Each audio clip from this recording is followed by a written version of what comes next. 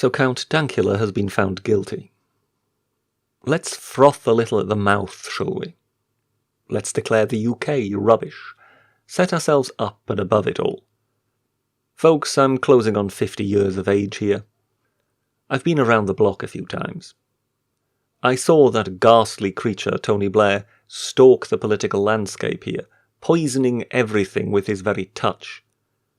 I remember hearing how beloved he was in the US of A. How much he was seen as a trusty ally to America and a stalwart defender of liberty. He was in fact very popular in the colonies. I trust he still is. That being the same Tony Blair who introduced hate speech laws and no end of perversions of justice onto the statute books here in the United Kingdom. That decent Tony Blair, who was concerned about standards. Folks, nobody is better than anybody else.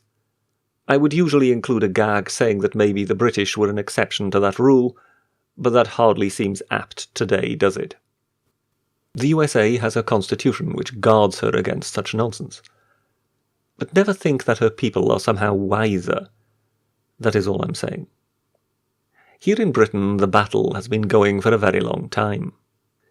It has been a battle at which the enemy always gets to choose the ground. There is no end of disgusting material. And if it is not sufficiently disgusting, then one will misrepresent it, for it to appear so, as one has done with Count Dankula. If you defend the right to free expression, you defend what the UK government deems extreme pornography. You defend the right of a Newcastle man to pen online stories about his raping and torturing the girl band Girls Aloud. You defend the supposedly indefensible, not because you defend the material, but because you defend the principle. Yet apparently this is freakishly hard to understand. I even had a member of Parliament question my motives once, with him implying I was speaking on pornography as I had certain inclinations. Safe to say, we did not like each other very much. But speaking against censorship, I never found myself very popular. For it is an unpopular cause, and trust me, one grows weary. Do not for one moment think that the Dankula case is any different. Oh, he may be popular among certain YouTubers, but to anyone else he is easily caricatured as a Nazi sympathizer who makes disgusting jokes about gassing the Jews online. Try defending him to your average group of people. You will find it much harder than you think. You find yourself having to explain why it ought to be acceptable to say gas the Jews. You will be asked what is supposed to be funny about that. You will find yourself having to justify the material. What matters, though, is the principle. Though people do not ask you about the principle, they ask you about the specifics and want to know why and how come. Having grown up abroad, having partaken of different cultures and mentalities, I am convinced that the British are in fact the most liberal-minded, tolerant people you will find. The only people I would know of who come close being the Dutch. Yet even here in Britain it is nigh on impossible to make any headway against authorities, which always get to choose the time and place of battle. Their weapons are crying mothers of dead children, weeping rape victims, and whomsoever else they can trot out claiming to be the victim of some publication that caused it all. Frequently the media itself will launch a campaign, demanding this or that be banned for the good of the nation. Usually they will dress it up as justice for insert name here. Usually that name being of some child or young woman who's been brutally murdered. And everlastingly the people fall for it, thinking that there is some sort of point to be had here.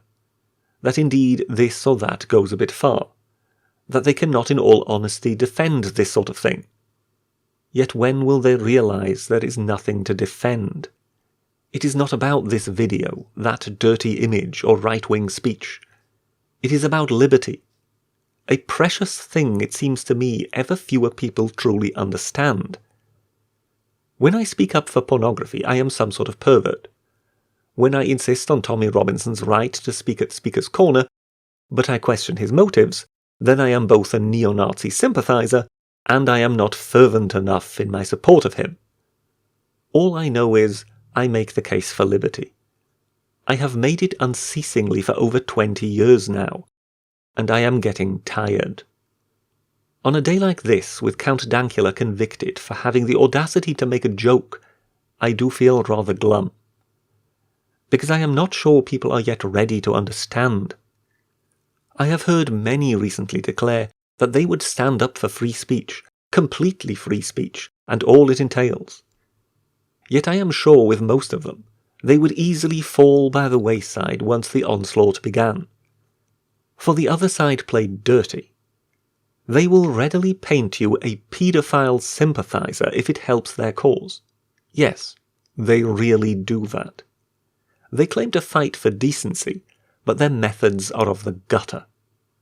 Free speech, sadly, is not something you win by heroically storming a barricade and conquering Speaker's Corner in one glorious effort, flags waving in the wind as you do so. Free speech is fought out in the Sheriff's Court at Airdrie, at parliamentary committees in Westminster and Holyrood. Free speech is boring. It gets murdered in 1,000 little statutes in parliamentary bills. The way these are presented, many of you would most likely agree with them, even applaud them. Others are hidden away stealthily. Tony Blair disguised the law he introduced barring people from demonstrating outside Parliament in a bill against organised crime.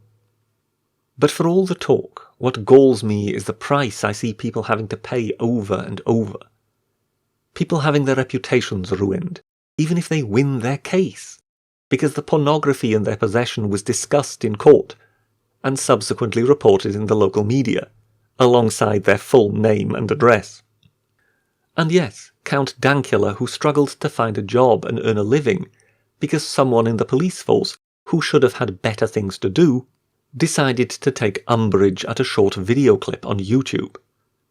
Because that is important, apparently. And so we empower bigots. Indeed, I say bigots. What else would we call the prosecutor who screams, "He is Count Dankula," at the top of his voice while pointing his accusing finger at him in court? So yes, today the day was lost. But I challenge all of you. Look into your hearts. Ask yourself, would you really be on the right side? We all like to picture ourselves the hero. But when the chips are down and you have to stand up for the unpopular, would you do it? Or would it depend? Would it depend on what it is? Might one have second thoughts if it's too sleazy?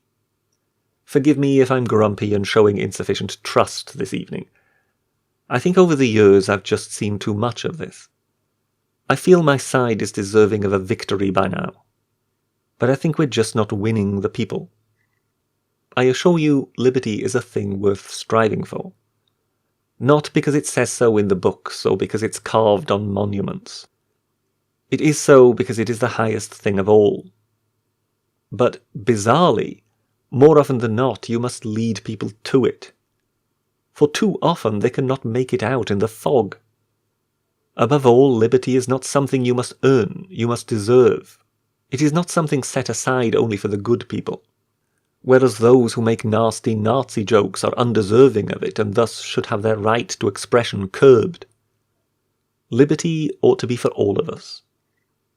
And for goodness sake, no moral law will ever make the people more moral.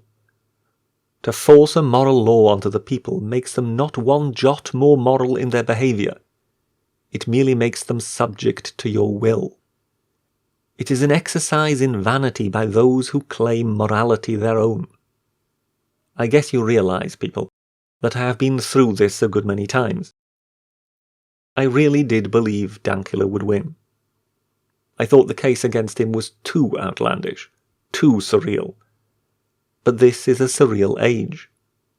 An age of young women in red hair screeching about patriarchy, while smug young men like Richard Spencer declare themselves overlords of mankind. We're all identity groups now, apparently. Whereas I just want to be British and be shot of it. But Dankula committed the sin of our age.